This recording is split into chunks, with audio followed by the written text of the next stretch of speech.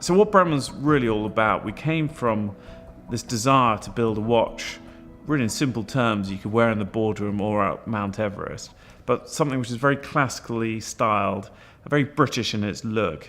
So the big part of our watches are, how do you really test those? You can test them in a workshop environment, but we really wanted to do more of that. And we're quite lucky, we knew some quite interesting guys at the time. And it was about giving these guys these watches and really analysing how those watches turned out when they brought them back. It was really a sort of carte blanche to go and properly test these watches, push them, don't look after them, and we learnt a lot.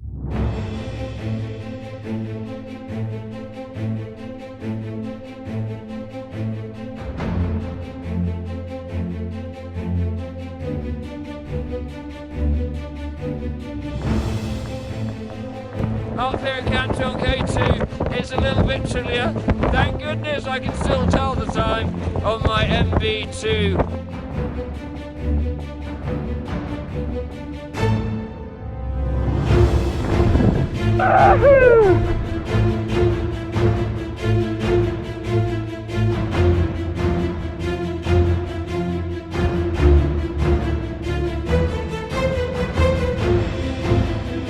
Wanted to make sure that anyone who wore the watch could be safely assured that this watch had been through a number of tests. And actually this testing took place all around the world. And that, I guess, started with Jake Mayer back in 2005-06 when he took the watches and took them to some very extreme places. Other interesting climbers would have included Kenton, who's a bit of a legend in the whole industry, climbed Everest 12 times. A few of those times, again, with his Bremont watch. But he's really helped us understand more about the watches in cold climates and what oils to use. And polar exploration has become a big part of the brand as well, with Ben, who's arguably one of the greatest living polar explorers.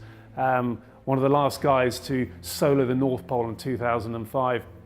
But also the likes of Alex Gregory, who double Olympian, who pushes the boundaries of what's possible in terms of endurance every day for many, many years. So we're working with some very, very exciting people in that respect. So we had Ewan McGregor and Charlie Borman on the long way down for a number of months. These watches strapped to their wrists going through Europe and Africa. Bear Grylls on his wrist through the jungles and the deserts and other extreme climates. So actually by the time we got to the launch date, which was ticking ever closer in July 2007, we were so happy with the fact that these watches could go through most things.